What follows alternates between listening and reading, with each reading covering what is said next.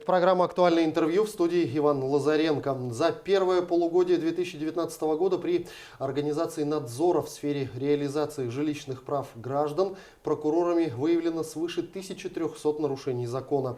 Органами прокуратуры пресечены многочисленные нарушения при проведении капитального ремонта многоквартирных домов.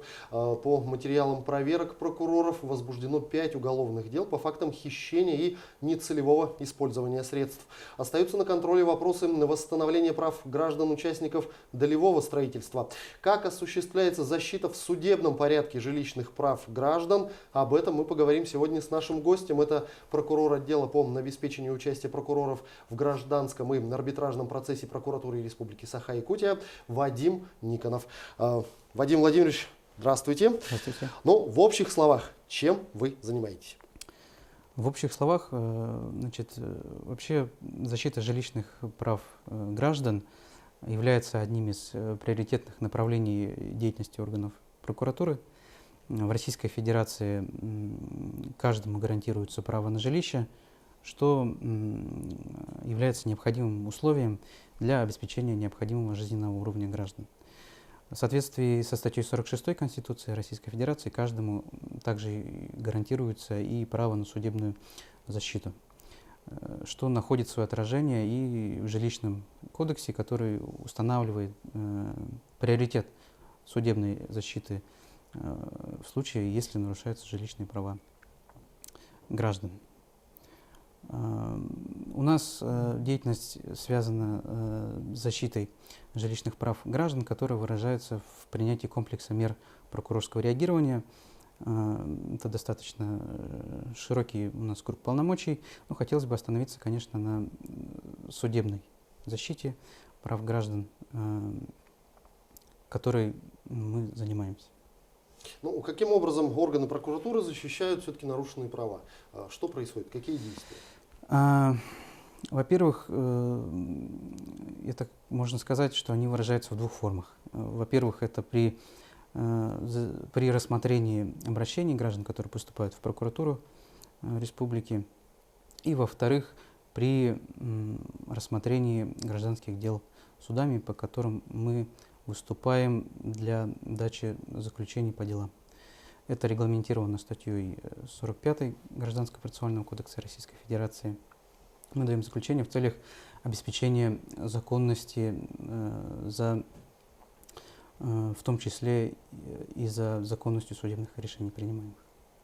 Ну, вот если к вам обратился гражданин, который считает, что его права каким-то образом нарушены, и по результатам проверки это будет установлено и доказано, что жилищные права нарушены, то прокуратура обращается от имени этого гражданина в суд или просто каким-то образом присутствует, или вообще какое дальнейшее развитие событий в этом случае? Да, безусловно, если мы видим нарушение жилищных прав граждан в рамках рассмотрения обращений граждан, мы вправе обратиться с соответствующим исковым заявлением в суд.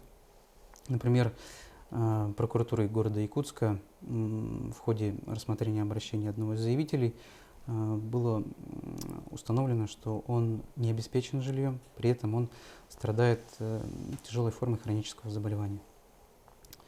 Значит, было подготовлено исковое заявление в его интересах, которое было рассмотрено Якутским городским судом, удовлетворено в связи с тем, что у него имеется вот это вот заболевание, которое входит в перечень заболеваний, утвержденных постановлением правительства Российской Федерации, в связи с которым совместное проживание с гражданином, имеющим такие заболевания, невозможно.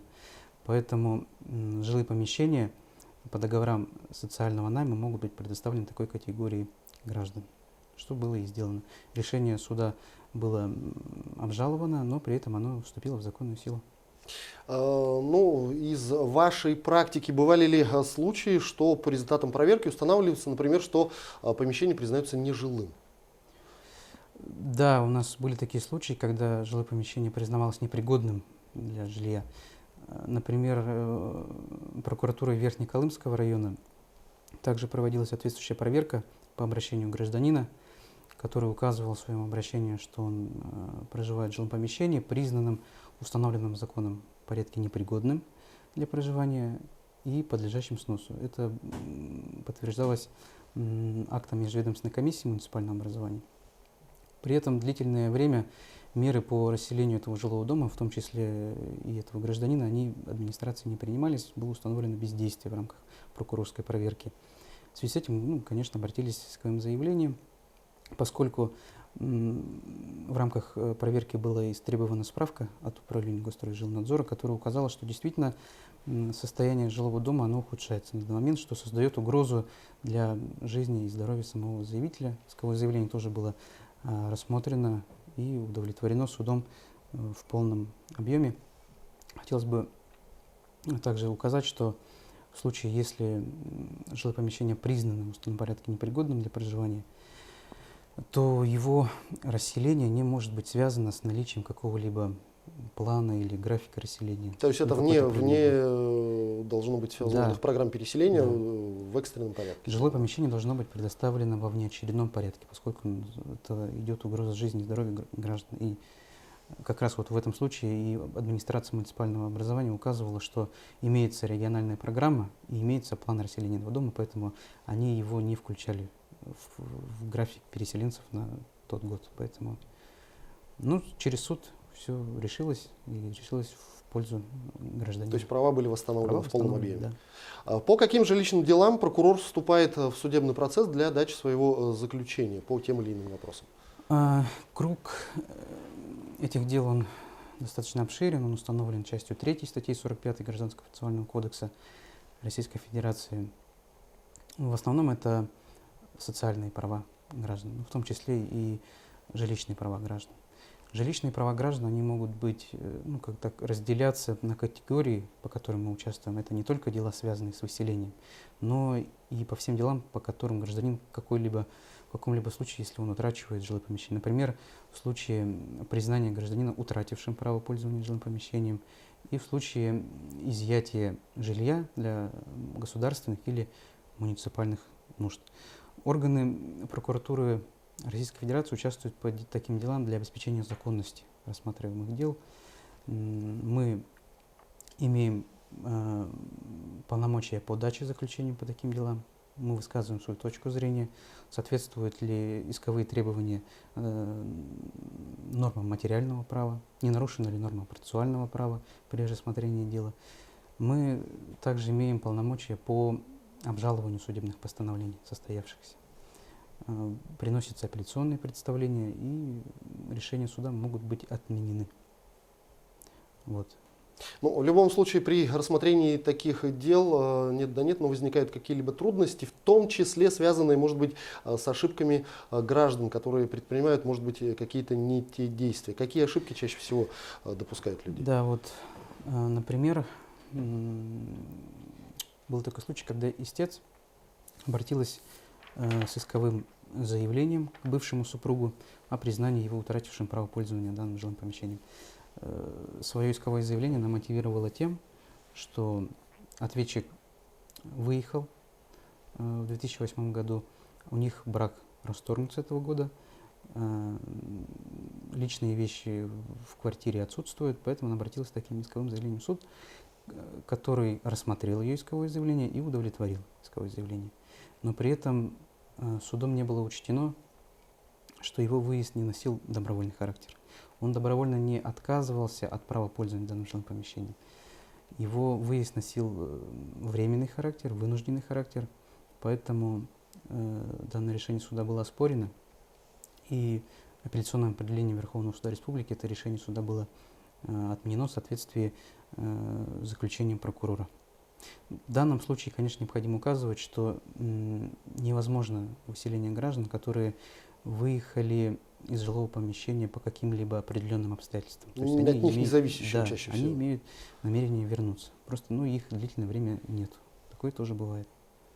Какие решения чаще принимаются по исковым заявлениям администрации муниципальных образований о принудительном переселении граждан из аварийного жилья в другие помещения? Потому что очень часто бывают случаи, что сталкиваются с тем, что люди, это мне не подходит, сюда не хочу, туда не хочу.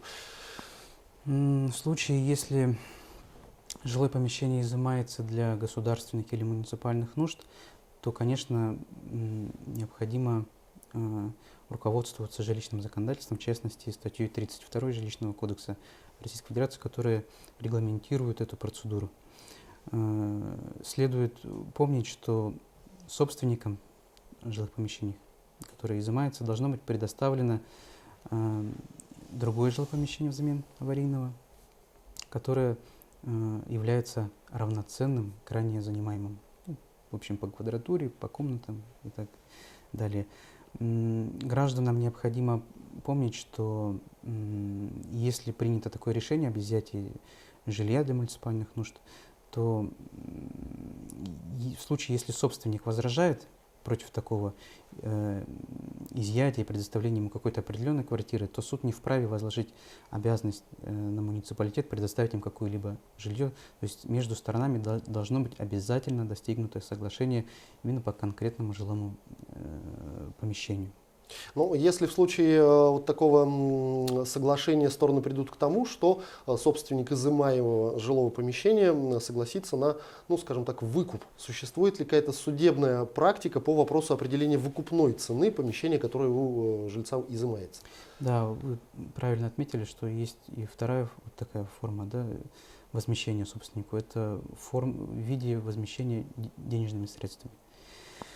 И нередко бывают случаи, когда рассматриваются в суде исковые заявления о несогласии с размером этих денежных средств, поскольку в таких случаях, когда происходит изъятие жилого помещения, то администрация проводит оценку жилого помещения, которое предоставляется и которое имеется в наличии у собственника. Здесь возникает спор по цене как раз. И собственники вправе проводить тоже свою независимую оценку, представлять суду доказательства в соответствии с Гражданским процессуальным кодексом, представлять доказательства о стоимости, рыночной стоимости своего жилья. При этом, если вот эти вот оценки, они имеют разночтение по сумме, то суд вправе назначить свою судебную экспертизу по этому делу.